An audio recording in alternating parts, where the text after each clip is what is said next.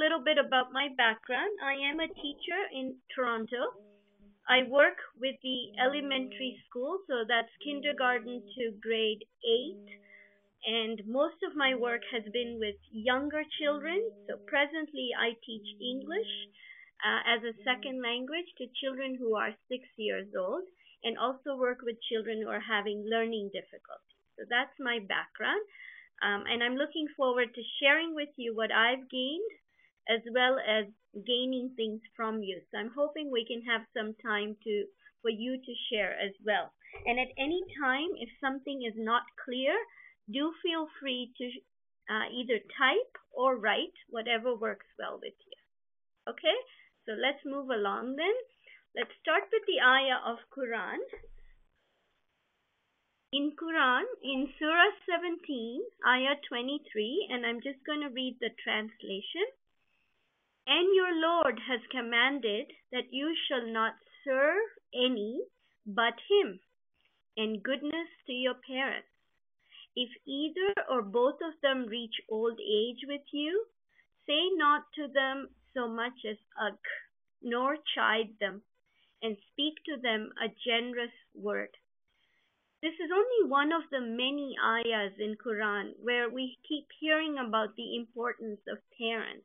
There's a lot of emphasis in Islam on the rights of parents, to respect to parents. But with rights also comes responsibilities. So let's look at some hadith from our Ahlul Bayt alayhi salam to see what they have to say about the responsibilities of parents. So here are a couple from our Prophet Muhammad sallallahu alaihi wasallam, Allahumma salli ala Muhammad wa ali Muhammad, where he says, observe justice in dealing with your children in the same manner in which you would expect them to observe justice in being kind and good to you. So we can see the importance of the reciprocal relationship. It's not no longer, at least, I am boss, listen to what I have to say, I am the parent. Children are active in engaging with us.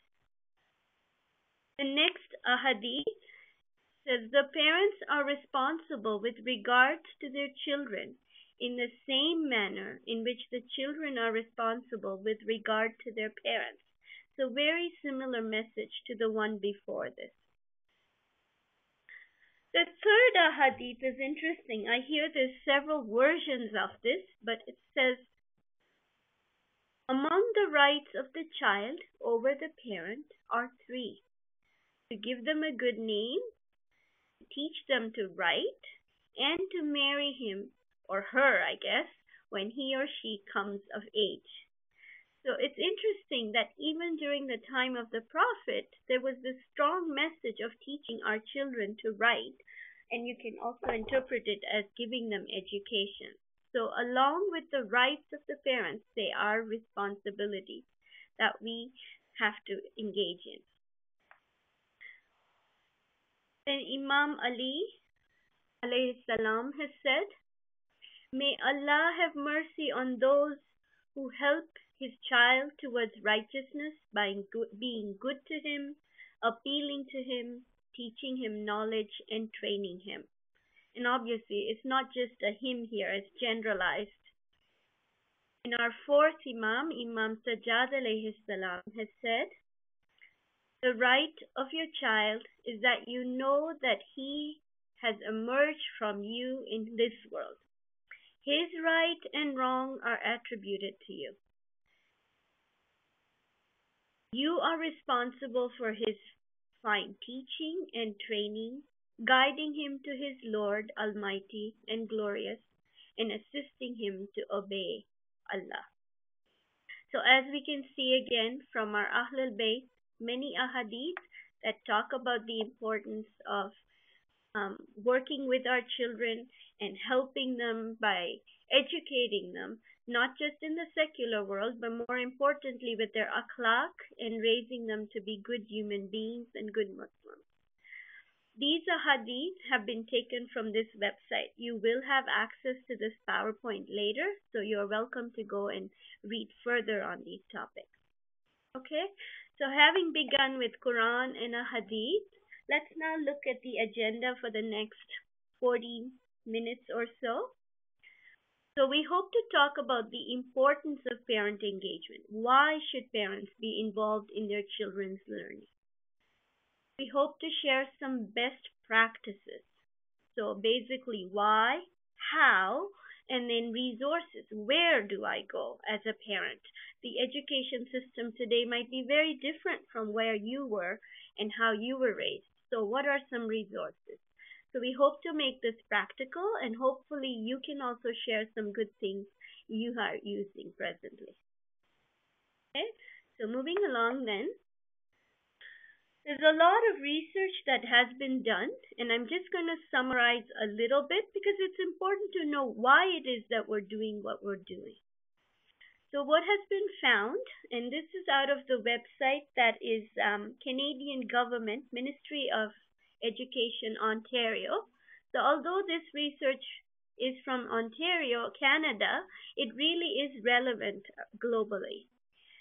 So it says parents' engagement is a key factor because it enhances student achievement and well being. So they have found that when parents are involved, engaged in their children's learning, then these children end up doing better. They earn higher grades. They have better behavior and social skills. And also, these children usually end up proceeding further and getting a higher level of education. So it is important to be engaged, be involved in our children's education. Another group called People for Education, which is a parent advocacy group here, reviewed 30 years of research done in Canada, USA, and England. And obviously, this research is from this part of the world, but the findings are very relevant. I wish we had more resources from around the world. And if any of you do, I would love to have that. So please share with us. So, what this research has found is that parents should have high expectations of children. So, it's very important that we expect the best from our children. Having said that, we have to be realistic. Now, I know I come across a lot of parents who come from school systems where children might have memorized and written exams and got scores of 100, 90. And over here in Ontario, our school system is very different. When a student gets a level 3 or a B in Ontario, that means they are meeting expectations. So that's like your 100%. An A is someone who is exceeding this. Now, sometimes I find parents are putting unrealistic pressures. The children barely speak English, they're really trying hard, doing their best, and then the parents might want them to get that A. So while we want to have high expectations, and yes, for sure, we want to push them towards the A, we want to be realistic at where they are and move them that way. The other thing is it's very important for parents and children to talk about school. What is happening? How can I help? And in another slide, we will talk about the kinds of questions you want to ask. Also important is developing that attitude. As we know, a positive attitude is what will help. So we want our students, or our children, sorry, I'm a teacher, so I backdrop to students. We want our children to have that positive attitude, to want to learn. We want to develop good work habits with our children. And then the most important message is we want to read. As we say, read, read, read, and read in any language. For those of you that might have been present, we had done another webinar where we talked about the importance of reading in home language that we'll also get to later. Anyway, if this interests you and you want to read the whole report, the link is here. So you can, at a future time, go look at that. Okay? So we've talked about why. Why should we be engaged? Now let's look at how. What are some things we can do? So here are some best practices that I would like to share with you. The first and foremost is let's pray together. It's so important to spend time spiritually with the children. Now, this could be your 5 daily salah. It could be praying before a meal. It could be going out somewhere, seeing something, someone in distress, and praying. Very important to pray together and bring Allah and the Ahlul Bayt into our lives all the time. The next thing, which might seem a given, but really in today's world seems to be more and more rare, is eating together. Meal times are very special times. Those are times where there can be a lot of engagement and communicating with our children. So eat together, even if it's at least a meal a day. The third point is communicating, taking an active interest. It is important that our children feel heard, they feel listened to. So talk to our children and use open-ended questions. By this I mean, not a one-word, two-word question. So for example, how was your school day? And if it's the typical child, oh, boring, good, and it will stop there. But instead of that, maybe asking, what was special about your day today? Did something happen at school today that you really liked or disliked? Now you're opening the door for the child to tell you, and then listen to them and together problem solve. So it's important to use the problem solving approach. Now I know when I was younger, in my school and home, this was the environment. You had a problem, you went to an adult. It might be your parent, it might be your teacher, your older sibling. You say, okay, I need to do this. How do I do it? And we expected our parents to fix that problem for us, to give us the solutions. But we didn't learn to become problem solvers ourselves, which is a very important skill we want to develop. So instead, use the problem solving approach. So I'll use an example of a homework assignment. Let's say the child has to build a bridge that is stable. And they come home and they say, okay, my homework is that I have to build this bridge. So resist from the temptation of saying, okay, use this, do that. Instead, have the child problem solve. So ask, what do you think we should use? What do you think will be a good tool? Okay, you think it's popsicle sticks? How do you think we should lay them out? What do you think will make this happen? So instead of giving answers, you are engaging with the child. You are talking it out together and together solving the problem. And this is what you want to develop. So slowly, these children will grow up into young adults and adults who will think for themselves and solve together with an adult or maybe a group that they work with. The other important point is to develop rules and expectations together. Now, very often as a teacher, I hear parents saying, well, I don't want to let my kid go on the internet because they don't listen to me. They're there for many hours. Yes, I understand that can be a concern, but we can no longer ignore the web world out there. There's so much out there. It's important that we sit with our children, and just like we want to understand why it is we're allowed to do something or not, so do children. Children are very curious. So sit down and talk about it. We are going to use these resources, but these are the rules. This is the time you can go on the internet. These are the resources, and help them understand why, the safety, the time spent online. So that's an example of developing rules and regulations together. Okay? Now, I'm not used to this monologue. I'm used to dialoguing. So if anyone has anything they want to ask at any point, feel free to either share verbally, you're welcome to, or type if you're more comfortable that way. Okay, so some more best practices then. Praise success. We can't say that enough. All of us human beings need to hear we're doing well. Children are no different. Look at what they can do. Praise them, make them feel loved, and then encourage them to move a little bit more.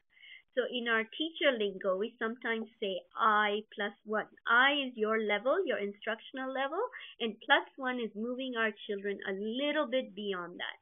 So for example, if you're reading a story, the child is reading a book to you, it's simple book, praise them, they have done it, and then introduce a book just a little bit higher than that to get them going. Very interesting question, Zora. Is there anything such as too much praise for a child? I personally don't think so. I think child or an adult for that matter needs to be loved, needs to know that parents are appreciating what they do. But with that praise, encouragement to move and do even better is what I would say.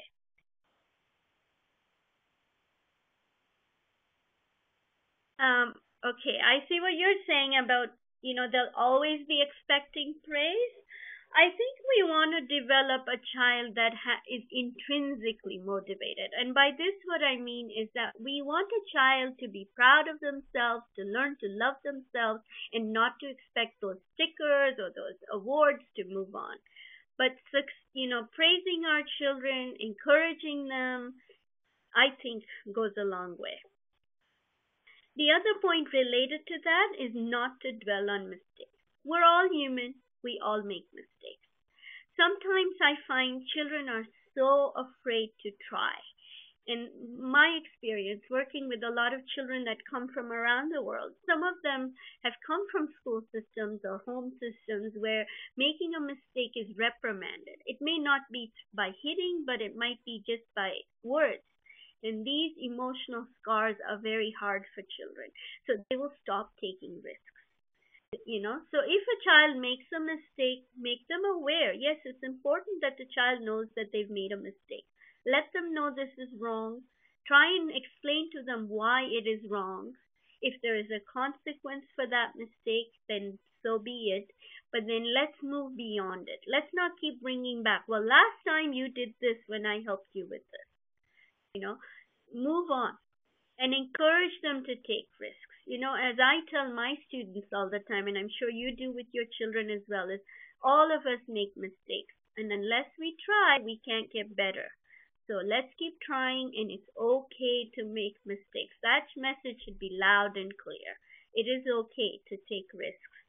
And with that, also give confidence to them to seek help.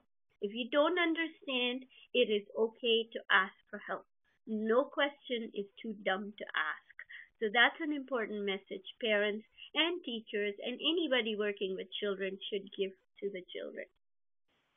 And then using a hands on approach and problem solving, which we've sort of talked about. So going back to the bridge example, building the bridge, rather than as parents or adults, we really want to jump in and help our child, but resist that, help them, but through problem solving. Have them think about what would be good, be there to support them, but don't do it for them. Okay? So we've talked about why, how, and now, you know, where or what resources.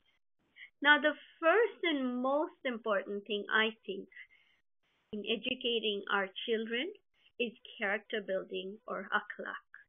Before any learning can happen as far as the secular world, memorizing things, the most important is building that child who is proud of himself or herself, and most importantly, who is proud of his or her identity. Many of us are living in a world where children sometimes, as Muslims, might feel marginalized, they might feel alone, and they might be embarrassed of their identity. So we develop, children or even adults with multiple personalities. You are someone at work or school, you are someone else at the mosque, and you are someone else at the community. Be that how you speak, how you dress, what you say. And that may be because we are not proud of our identity, we're not secure. So the most important thing is to develop a child, to help a child develop pride in his or her identity, and make them strong. I'm glad you agree with me. That is indeed very, very important and difficult to do. The other important point is the use of first language. Now, we had done a webinar, it's a bit over a year now, about the importance of using first language. You can go back and look at that under the archives. But just a couple points quickly here. Our language is our identity. It is important that we keep our heritage and we get to know our ancestry. Where did our family come from? Why is it they did made the choices they did? This is not to say that we keep within our small ghettos and we don't move beyond. So only people speaking a certain language come together. No, we want to definitely be inclusive. And this is the next point. We want to attend programs with our children within the Muslim and the mainstream community. And it is very interesting. Just yesterday, as I was listening to the radio, there was an award, given that it's Black History Month, there was an award for the best parenting. And those parents were asked, what are some tricks to being good parents? And they said the important thing is to bring your children to different programs so they can also observe the world around them. So attend programs within the mosque, outside the mosque, within your immediate community, other Muslim communities, and also mainstream communities.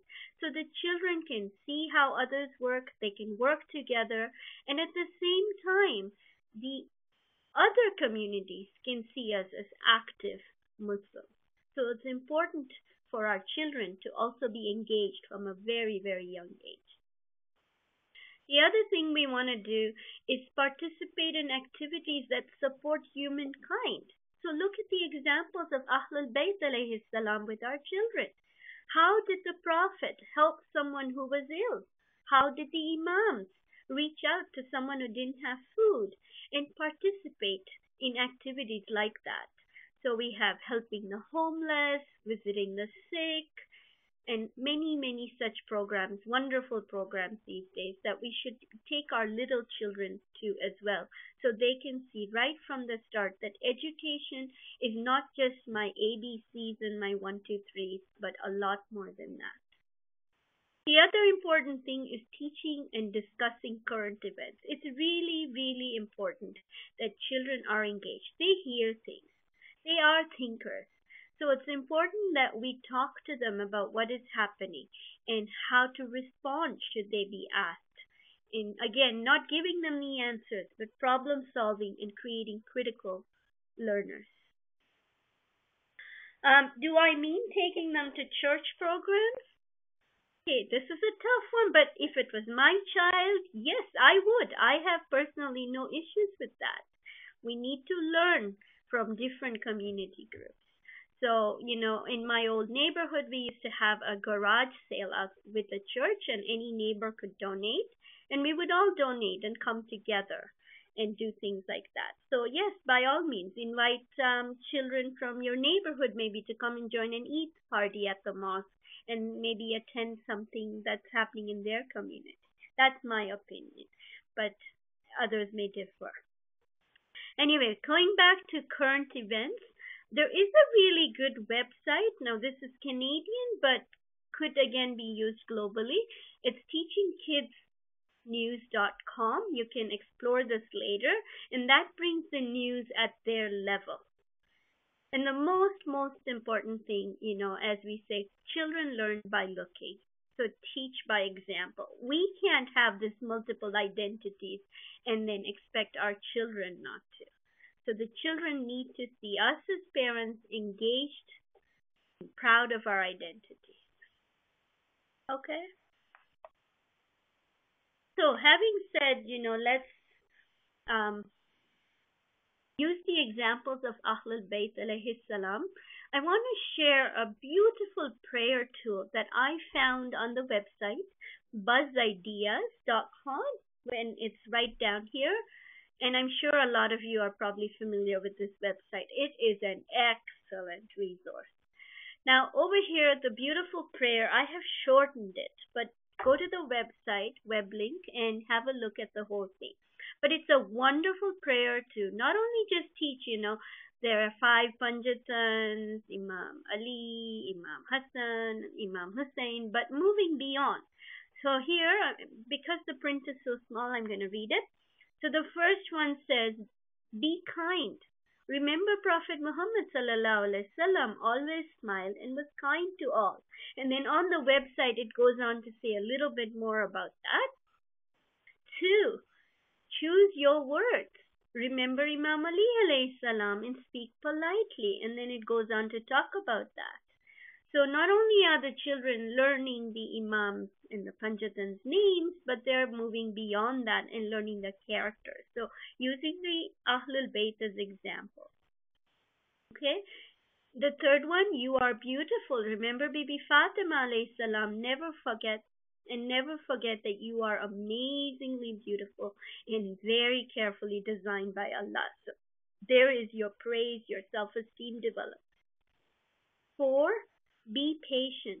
Remember Imam Hassan alayhi salam, for he was always patient. And five, do your best. Remember Imam Hussein alayhi salam and do your best. Okay, so it's a beautiful prayer too. I had to share this. The other important thing is teaching peace. So this website is a really good website with wonderful ideas of how to develop a child who is caring, compassionate, and it has great ideas of how to instill peace in our world. And truly, as Muslims, the most important thing we always say, Salamun alaikum, peace be upon you. So it is very important that we teach peace as well to our children. And it's a great resource. If we have time later, we can go into the website. So the question is, sorry, way to teach. I'm not sure, Fatim, what you mean by that question, or is it a comment? It is indeed an excellent website, but I'm not going to go into it right now because I don't know if we'll have time to share the other things. So, but you will have this later. Okay, thanks. So it is an excellent way to teach. I agree. Very important to develop that self-esteem to teach peace. And it's a great website. I loved it. Okay, so we've talked about why we should be engaged. We've talked about how through some best practices. Now let's look at where. Some resources that are out there. And I'm sure you probably have a lot more. So I'm hoping we can have time later for you to share. Now this is going to be where my challenge comes on. I'm going to try and move into sharing some of these resources and actually take you to the website. And I'm hoping technology will work with me here. And I will try my best. Okay, so some of you may have heard of the website playandlearn.org. This is a wonderful website developed by Shia Muslims, and it has some word searches you can use. IslamicPlayground.com is another good website that you can go to that has some hands-on activities, some puzzles. So let me see if I can take us there right now. And bear with me because I'm going to have to share.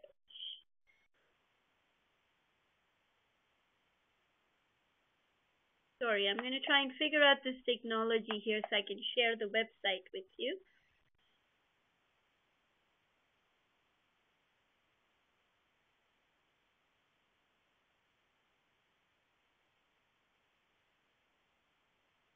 Can you see the website okay?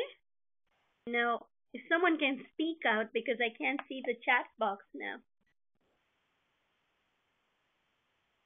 I'm assuming you can see it. Because sharing my screen does not allow me to be on the website. Oh, great, Fatim, I can see your chat now. Yes, so okay, great. So as you can see, this is a wonderful website here.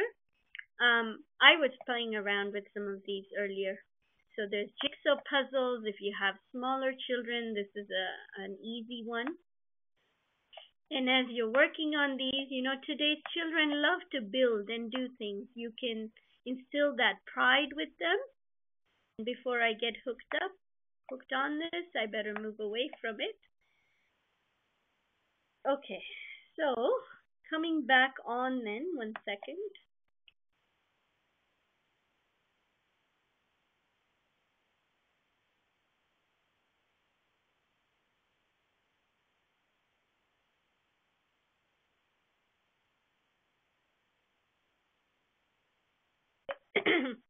Okay, this might be a challenge moving back and forth. So let me just see if I can proceed from here.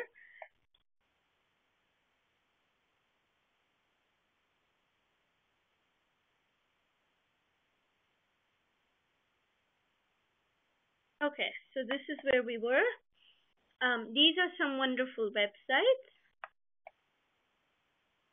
From BuzzKids, I managed to find some wonderful reading resources, Islamic comic books. So Noor Kids is one example. This one has 4 characters and it's created for children 3 to 8 year olds. Yes, it is wonderful, isn't it, Zora? There's cartoon strips, there's little games, and I would encourage you to go on the Buzz Ideas website. There's lots more there. I've just picked a couple. Then there is the Mujtaba magazine. Some of you may have heard about this. This one is for children a little bit older, children from age 7 to 8. And they are, again, colorful graphics, mind benders, puzzles. There's cooking section, there's sports and fitness. So great resource again. Now, in the world of technology, in the world of tablets, there's lots of Islamic apps as well. Here is an example of one, but again, I want to take you to this website. Buzz Ideas, again, section. I'm going to see if I can get to that website here. So there we are. And there's a whole list of wonderful apps that you can use. So there is the Salah tracker for kids. There is the Hajj one that I had.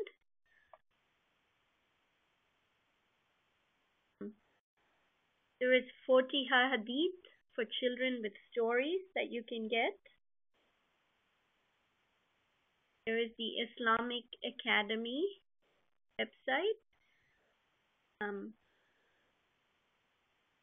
Kids of the Ummah, seeing children, Muslim children from around the world. Islam and moral stories. So, as the author says, if your children are anything like mine, they're usually asked often to tell them a story, and sometimes you can't think of one. So, here is an app to your rescue. There's one on memorizing. There is a kids puzzle app. So as you can see, lots of wonderful apps that you can use. And then on the website, there are great resources that are multilingual. Now again, these are put out by the Ontario Ministry of Education, but the information in them is very useful for anyone.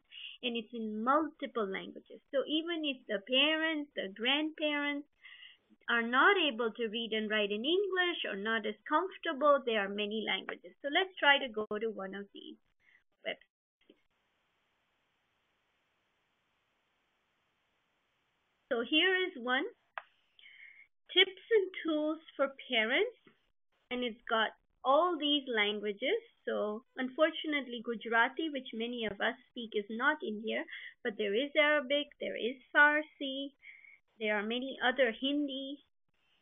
So all these are available in those languages. So tips on reading, and then it's divided further into kindergarten to grade 3 or grade 4 to 6. So for those not familiar with our school system, that would be from around age 4 to 9, and then from 10 up to 12. Tips on how to work with math, open-ended ideas, tips on writing, tips on homework. And I'm looking to see that we don't have too much time, so I'll just take you on the tips for homework. So all of these tips are simple, sort of 10 tips. So for homework, it says routine is good, explains it, giving a space for homework, practicing, asking about the day, and then checking in occasionally. So children, like adults, lose concentration. So check in on them, make sure they're on track. Turn everyday activities into homework. So homework does not just have to be what the teacher has assigned. It could be anything done together at home, making children proud of their effort. Again, there is the point about motivating with applause, praising, encouraging curiosity and questions, and knowing what's going on at school, because children will not tell you everything. So it's important to stay in touch with the school. So that is a great resource in multiple languages. You can read that, share it. Then the other one is the group again, People for Education, which is a parent advocacy group, has a great resource in 15 languages. And if you look at that website, some very important things that parents may want to know. For example, for those of us living in Ontario, the big question about EQAO testing. What is that? So there is a resource in all these languages. What is physical activity, although that's just in English. Homework, Help Your Parents is another resource here. Parent involvement makes a difference. This was an interesting resource to look at. Why? Back to why do we do it?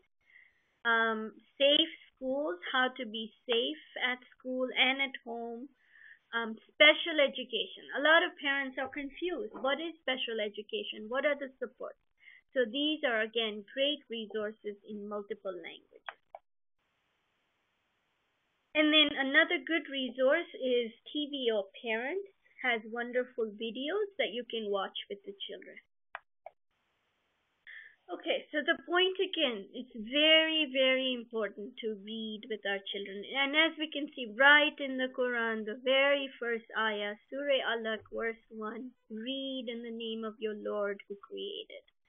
So model reading with the children, read together in any language, make reading fun. It's very important that reading is not a chore. Visit the library often if you have access to a library. And again, this is the video that we shared last time with ideas on how to read and how to use home language with your children. I highly recommend you watching this if you have not already done this. Now, talking about reading in multiple languages, here are a couple websites that will allow you to listen to stories in multiple languages. And then this, for young children, starfall.com is an excellent resource. So for children who are just learning their alphabets, and my little 6-year-olds love this website. So they can choose a letter. I'll choose S for my name. And then so you can see it helps recognize the uppercase, lowercase, sound, words that begin with that. Okay, so, and then not only is it at alphabets, but you can go on to this and you to read. So you can choose a story. Example, the big hat. The big hit went into the mix. Can you hear short I? Big hit went into the mix. Short I sounds like it. And then the nice thing about this learn to read is if you touch a word that you don't know how to read, it will help you. And it helps you through phonics.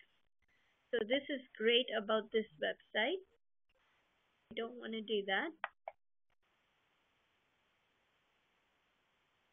I also want to show you that this starfall.com is not just limited to reading and writing, but you can also do math on it. You can, so there is your math. So it's a great for young children to learn independently the different resources. The other one is storyonline.net, where you can listen to stories, and Tumblr Book. Now, with Tumble Books, it's a paid subscription, but here's a loop around it. Many public libraries in Canada, and I'm sure maybe in other parts of the world, allow you to access this Tumble Books for free. And you don't have to be a library member. So any of you right now could go on this website. This is through the Toronto Public Library. And when you get to Tumble Books, you can find, so you access online, and then there's all kinds of activities, but I'm going to go to Storybooks. So you go to Storybooks. You can alphabetically choose books by titles. So one of the famous ones, for those of us in Toronto right now where it's relatively cold, there is Robert Munch, 50 Below Zero, and you can click read, and it will read for you. How wonderful. So you don't have time. You have many little children. You can't sit with your child today and read. They can listen to the story. In the middle of the night, Jason was asleep. So, okay, now the challenge of closing this. There we go. Okay, so as you can see, many great resources online to help. Okay, and then there's also different apps you can go to. So the International Children's Digital Library is not only a website, but you can download it as an app on a tablet, and the children can listen to story in many languages.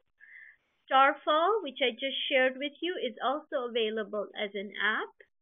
And then there is Bitstrip, which is a cartoon and comic making app. Okay, we don't have too much time left, so I'm going to move along quickly then. These days, we also have many wonderful fiction books that also have Islamic themes to them. And thanks to Sister Taira Kasimali for helping share some of these resources. So here are a few you can explore later. Then there is different apps to learning English that you can get. There's different websites for learning English. So if your children are not at school, you have some good websites. Writing is another fun thing to share with our children. Now, my experience is a lot of children, especially children for whom English is not a first language, struggle when it comes to writing. So teach writing in creative ways. Write letters and emails together. Make writing for a purpose. So it's not like your homework copy this, because there's no benefit to that. Create grocery lists together. Label items around the house together. If you can get some magnetic letters, and sometimes over here we can buy them in the dollar stores. You put magnetic letters around your house, maybe on the fridge, and together build words, break words. So if you've got the word playing, let's break it to make play. Let's add ed to make played. So children can play with words. And then a good website is a storybird.com, which allows you to make wonderful stories with your children. Okay, and then, if you didn't go to school here, maybe the content is unfamiliar. I find a lot of times parents come to me and they say, but we don't have background knowledge. How do we help our children? So in this case, this is a wonderful website, Link to Learning, and I'll just quickly show you this website. And as you can see, it has information in different subjects. So if I go to, let's say, science, and then I can select the grade level of my student or my child, and let's say grade 1, and they're learning about growing plants, so I might go and click here to get some background knowledge so I can help my child. Because in this part of the world, we very rarely use textbooks. A lot of parents are used to teaching their children from textbooks, but we don't have that. So here are websites. Then there is another good website here that shows you support in different subjects. Okay, so I've talked for a long time. Before we open up to further discussion, I just want to share with you. This is thanks to Sister Tahira Kasmali for helping us put this together. So these are wonderful resources, Islamic, that you may want to look at. There is more. There's also secular resources. And, when earlier I talked about talking to our kids and listening to them, one that I really love, and it's through role plays, is this one here, number 3, Adele Faber and Elaine Maslish, How to Talk to Kids So They Will Listen and How to Listen So They Will Talk. And they have various other versions of it. The next one, Siblings Without Rivalry, is also one. Okay, so we're going to open it up, but before I do that, I want to acknowledge all the hard work many of you put in to help me bring this together. As I said right off the bat, I am not a parent, or I maybe didn't say that. I am a teacher, and this was put together with the help of many of my friends who are parents, many educators, and I also greatly want to thank Sister Mariam Remsulajiva, who put all the slides together and designed it so wonderfully. Thank you so much. So I will now close my mouth and open the door up for you. And I'm going to see if I can bring this back to the slide where I can see you all. Oh.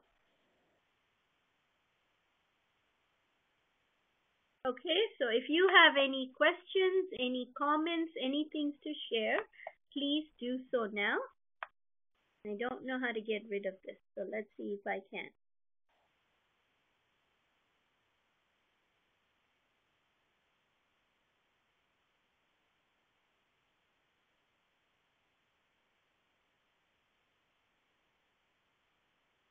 Okay, so. Oh, you're most welcome. I did what I could, but I'm hoping you will share with us as well. Yes, time is always an issue, but sometimes short and sweet is also better. You're most welcome, Sabra. Oh, here is a website, islamfromthestart.com. Zora, do you want to tell us a little bit more about this website?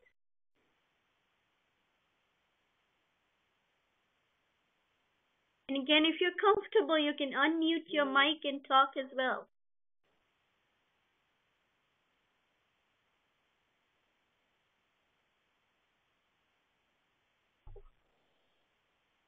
Have we lost Zora there? Oh, here you are. Sorry. So it's a website from a mother who has shown the tools she has used. And what are some tools that she has used? If I could switch between this, I would actually go back to the website here.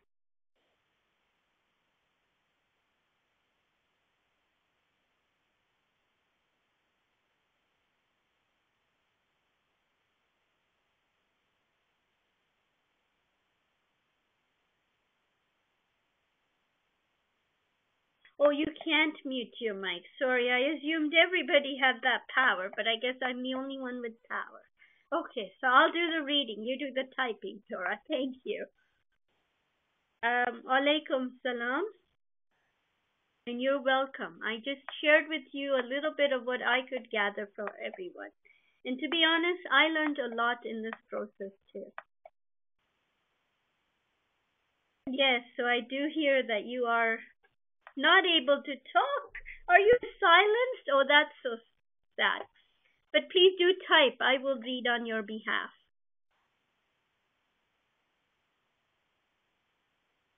Sabiha asks, have you got any ideas to encourage older, I'm assuming children and youth, to read Islamic books? I think, it starts young, developing that love for yourself, your identity, and then modeling, and maybe using those fiction books that we shared that have the Islamic theme to it. So I know, for example, I read a lot of books with my students who are 9 years old in the past about social justice issues. So books by Deborah Ellis, for example. And some of them, or many of them, are set in Islamic countries. So then that gets interest going, and then we can look at other Islamic resources, and hopefully our children will want to read them. Sorry, what was this? Someone is not a parent yet? Of course, it is okay. As I said earlier, I am not a parent either. It's not just parents, it's all of us adults and how we can help our children.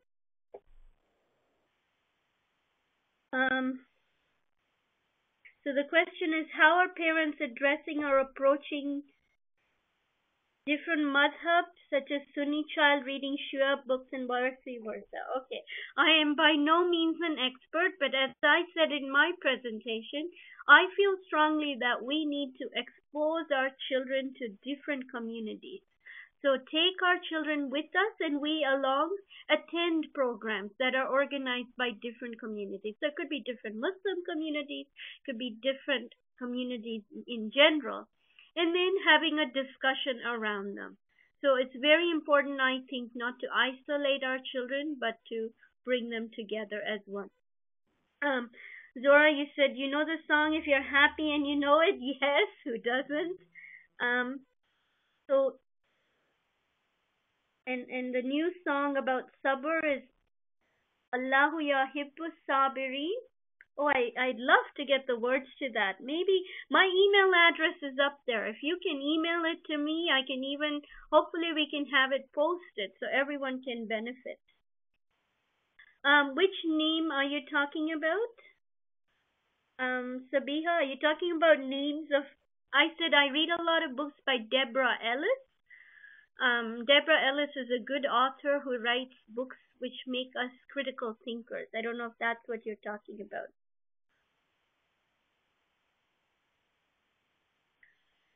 Yes, it's true. Parents are very busy. Sometimes our lives are pulling us. Making time, though, for our children, our biggest investments now, will inshallah pay off later. Yes, it is Deborah Ellis, Biha, who has wonderful stories that are written for youth, but I love reading them as an adult too. They are wonderful. She's only one. In the website, there are other ideas of fiction books with an Islamic theme. Okay, I can see that we're reaching the 12 o'clock. I'm happy to stay on if people want to stay, but for those who may have to leave, I want to thank you for coming. And there was a slide about Academy that was going to be put up. Tyra, are you able to put that slide up now, maybe before people log off? And I want to thank the Academy of Learning Islam for helping us share our knowledge in such creative ways here. And while we wait for Tyra to put the slide up, I'm just going to continue reading the comment. Okay, so Tyra I see you're going to try putting that up. Hina, you said there's another resource for our children called 12er Kids, and the website is 12erkids.com.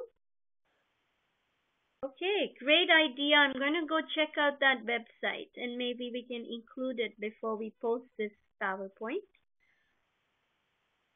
And it's got information from the Ahlul Bayt alayhi salam, which is excellent. Oh, you're most welcome. As we say at my school, together we can. This came together with all of us working and sharing. And it's important we continue the sharing.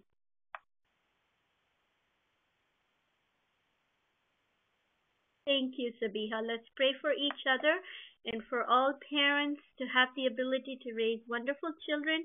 And for those who are not parents yet and want to have children, may Allah give you children as well. Ameen. Yes, audiobooks are excellent indeed. And some of the apps that were shared can also be used as audiobooks these days. I'm glad it was helpful.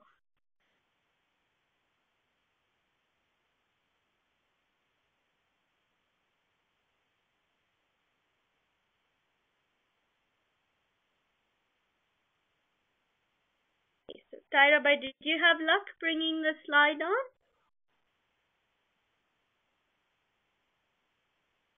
it is.